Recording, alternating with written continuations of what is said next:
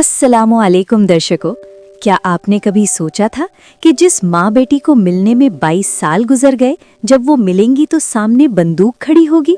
गुलाम बादशाह सुंदरी की एपिसोड 11 और 12 का प्रोमो देखकर रूह कांप उठी है।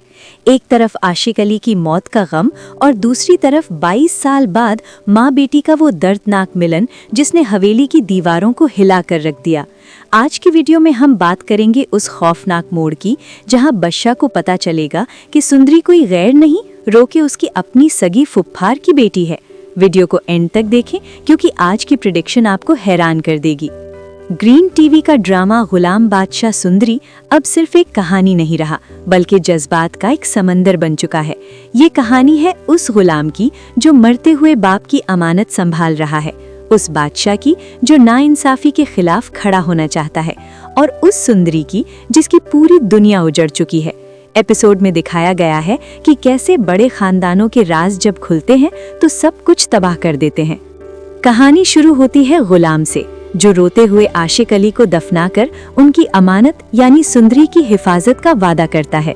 गुलाम ये सब सुन लेता है और हिम्मत करके खुर्शीद को बताता है कि सुंदरी उनकी बेटी है, मगर आशिक अली मर चुके हैं।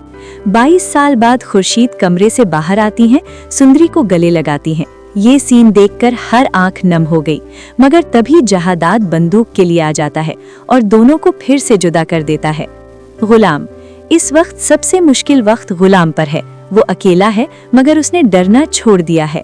बदशाह का किरदार अब एक नए मोड़ पर है। जब उसे पता चलेगा कि सुंदरी उसकी अपनी कजन है तो क्या वो उसका साथ देगा या जहादाद की तरह जालिम बन जाएगा। जहादाद, इनका किरदार नफरत की इंतहा दिखा रहा है।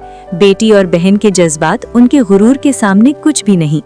खुर्शीद बीबी और सुंदरी दोनों ही इस एपिसोड की जान है। खुर्शीद का 22 साल बाद कमरे से बाहर निकलना एक इनकलाब की तरह है। सुंदरी जो पहले ही बाप को खो चुकी थी, उसे माँ तो मिली मगर फिर से छीन ली गई। हिना अफरीदी ने इस बेबस बेटी के किरदार में हकीकी दर्द भर दिया है। डायरेक्शन की बात करें तो कब्रिस्तान का सीन और हवेली के गलियारे में खुर्शीद बीबी के चलने की आवाज कमाल की सिनेमेटोग्राफी थी। डायलॉग बहुत असरदार हैं, खास तौर पर जब गुलाम कहता है प्रोफेसर साहब की अमानत संभाल कर रखूंगा। एक्टिंग में इमरान अशरफ और हिना अफरीदी ने एक बार फिर साबित किया कि वो किरदार को जीते हैं। पॉजिटिव 1, कहानी में राज का खुलना बहुत सही वक्त पर हुआ। 2, इमोशंस का ग्राफ बहुत ऊंचा रखा गया है जो देखने वालों को बांध कर रखता है।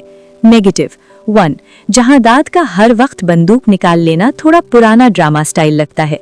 2, हवेली की सिक्योरिटी इतनी कमजोर दिखाई गई कि गुलाम सबकी बातें सुन लेता है। असल पैगाम ये है कि जुल्म की दीवारें कितनी ही ऊंची क्यों ना हो, एक दिन गिर ही जाती हैं। 22 साल तक छुपा हुआ सच जब बाहर आया तो उसने हवेली के सुकून को खत्म कर दिया। ये ड्रामा दिखाता है कि अपनों पर किया गया जुल्म कभी पीछे नहीं छूटता। दोस्तों, आपको क्या लगता है, क्या अब बदशाह अपने बाप के खिलाफ खड़ा होगा और सुंदरी को उसका हक दिलाएगा, या फिर वो वाकई भी हवेली की पुरानी रस्म को ही आगे बढ़ाएगा? कमेंट सेक्शन में बताएं। उम्मीद है आपको आज का ब्रेकडाउन पसंद आया होगा।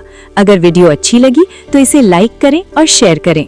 मजीद ड्रामा रिव्यू के लिए हमारे चैनल को सब्सक्राइब करना मत भूलें। मिलते हैं अगली वीडियो में। अल्लाह हाफिज। अस्सलाम वालेकुम दोस्तों, कैसी लगी मेरी वीडियो आपको? अगर पसंद आई हो तो इसे लाइक और सब्सक्राइब करना ना भूलिएगा, और इसे आगे भी शेयर करें ताकि ऐसी अपडेट आपको रोजाना मिलती रहे। शुक्रिया।